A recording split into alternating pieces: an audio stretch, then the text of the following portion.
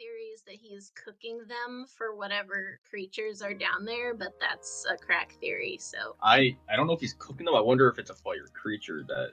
very possible also. Ruby and Gallet have the earrings, and you guys want to take the carriage all the way to the manor? Can you remind me all of your fake names now? Emerald? Elisa? Maybe like Eloke. Yeah. I am Charlie Fenton.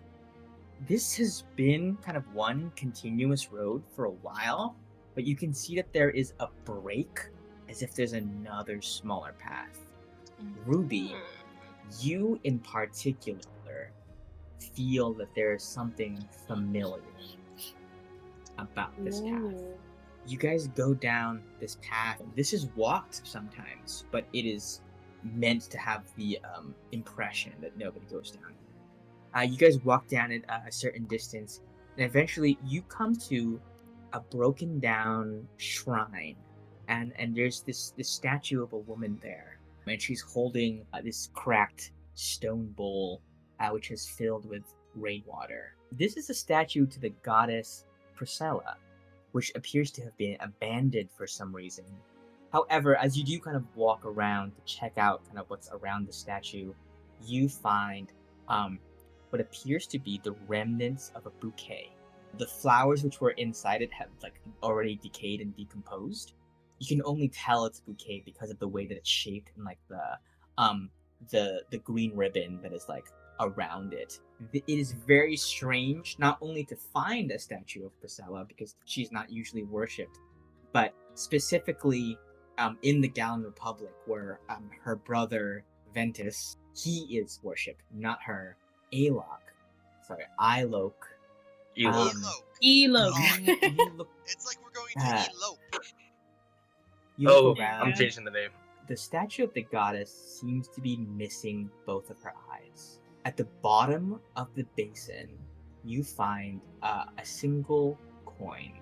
It is burnt on one half of its face, and it is, normal gold on the other half. I believe you have a similar coin. It is often used by her worshippers in a kind of ritual.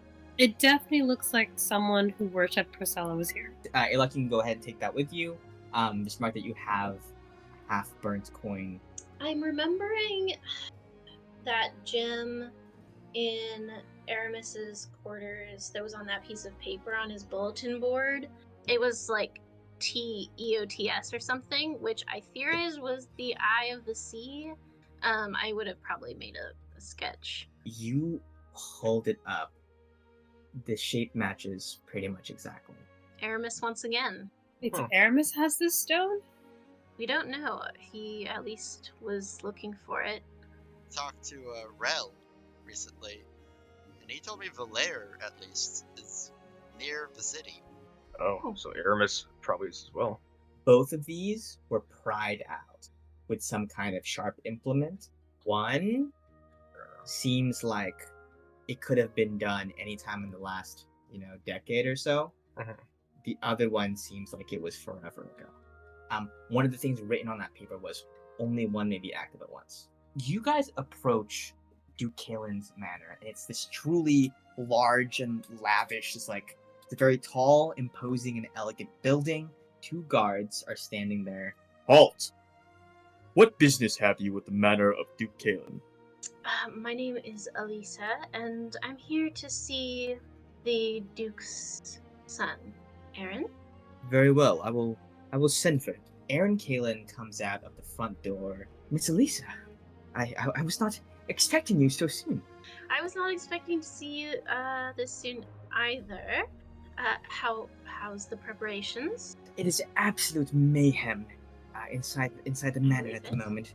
I hope it's not too forward of me, but I came to ask you for a favor. I have a companion, one in my caravan, who is in need of a job. Oh, hello. I do a little awkward bow. We have another friend who also wants to get a job. Hi, sorry. I was waiting for my turn. I'm 2-bit comedian Charlie Fenton. I got 2 bits. I get the joke, and then I get the laugh. Oh, yes. Was that it? Was that the joke? Well, that was the intro. I don't believe that it would be any trouble getting a servant. However, Fabian, our event planner, is quite a bit more restrictive when it comes to the entertainment. For you to be able to perform comedy at a ball, you may have to do a sort of audition for him. Do you have any thoughts about my date? Who is going to be my date for tonight? Oh, yes, I know anything exactly who your about date's this? going to be. His name is Dirk Stormfist. And you see a man with the most, impeccably coiffed hair. Well, so this is the entertainment? What makes you think you are fit to perform at this ball? I got jokes and yokes. I love jokes, as you can tell. I can Why tell. don't you tell me one? What's the difference between a centaur and a tauros? A copper piece. All right, another one. What do you call an Oh ant my in a God. blizzard? Shiver me timbers. Okay. What's a rogue's favorite medium armor? Hide. That one's just a little bit intelligent. That's good. Be ready to be amazed by Charlie Fenton. Yeah, I think that makes sense. There is no circumstance in which this creature would be allowed to perform at the ball. Please, give him one more chance. I'm gonna do a little bit from Abbott and Costello, and it's just gonna be entirely done by me in a silent image. You see, Fabian goes,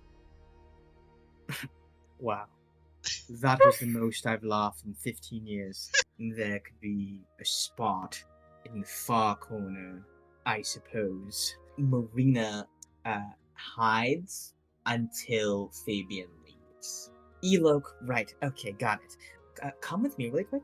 And then she takes you, she uncovers, there's a trap door. Wait by here. And then she runs around the back. A little bit of time passes. A little package swoops up. And it is, you can feel by the weight of it, this is her servant's clothing, her outfit. If being a captain doesn't work out, you have something to fall back on. Look, if this captain business doesn't work out and Alok still lives, I think the business brothers have a higher chance of success. Alok still lives. Well, if I'm no longer captain, I assume something detrimental happened.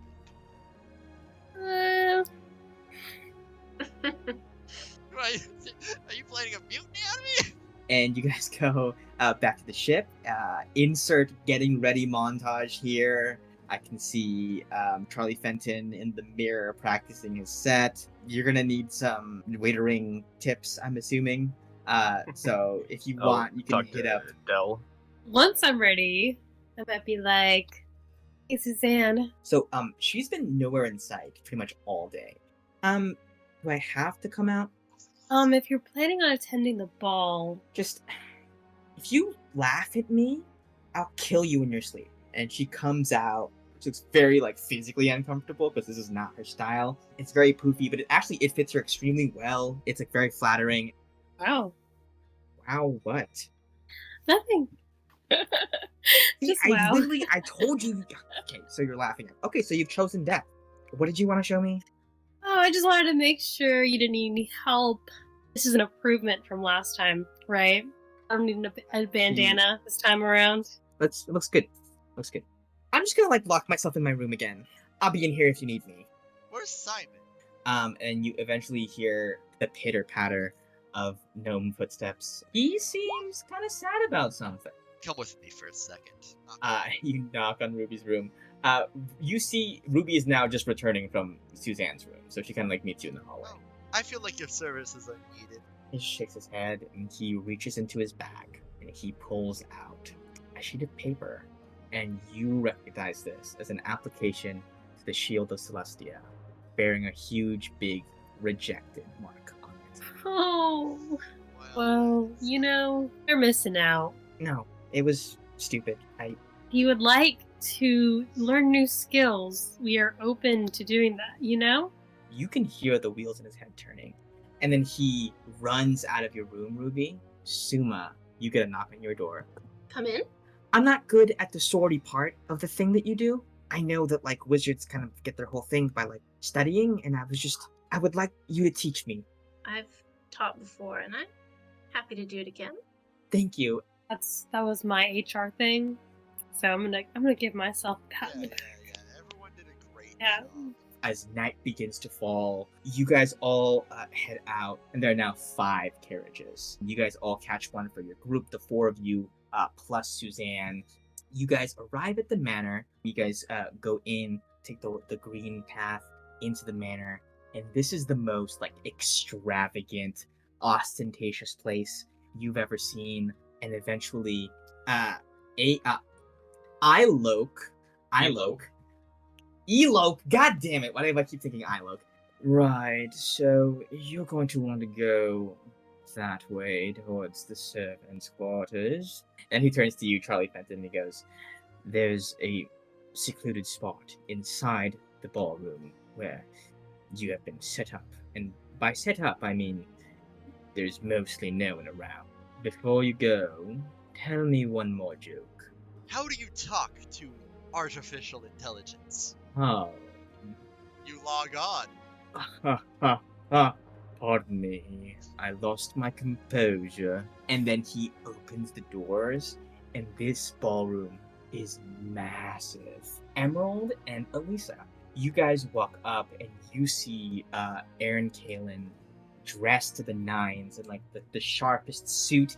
Miss Elisa, you look absolutely stunning. As do you. And you see the half orc next to him goes, hey, Dirk, nice to meet you. And he offers you a huge meaty hand. Emerald, and I just grab whatever his thumb, whatever. Alok, as these festivities are happening in the grand ballroom, you as the servant have been funneled into the servants' quarters. You hear a snippet of a conversation. So, who do you think it's going to be this year? And the other person's like, well, I mean, I don't know. I mean, it's almost always like some commoner, right? Like, it's never like someone actually interesting. And he goes, oh, but like, I would like it to be someone interesting at some point, right? Like, his taste is so, I don't know, it's so eclectic, it's hard to predict. I don't know, I don't think that's really going to be the right person. I mean, I've heard some rumors that it might be Marina, just because there's been a lot of talk about her recently, and I just feel like it's gonna be her. But I don't know, I've heard that he prefers halfling girls, actually, for some reason. Yeah, I didn't want to bring her because of that. Okay. Welcome all to a most beautiful night. And you turn and you see what can only be who you would assume to be Duke Kalin. A night which I am sure will tie the strings of fate together in a most fashionable knot. Enjoy the ball. It is my gift to all.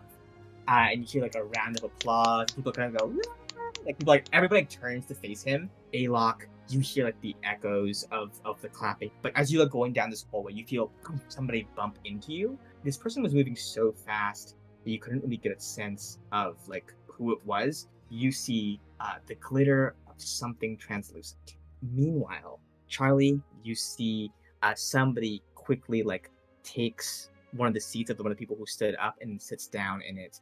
And you don't really recognize this person. Well, I'm curious. Tell me a joke. And you see one of his eyes flickers gold. And The same eye. and that is where we're gonna leave for today's session. Did it look like Erebus or no? No, it just looked like a normal human. Okay. Just with a golden eye. Guises. But that's because I thought I bumped into Erebus, so maybe it was the layer. Oh.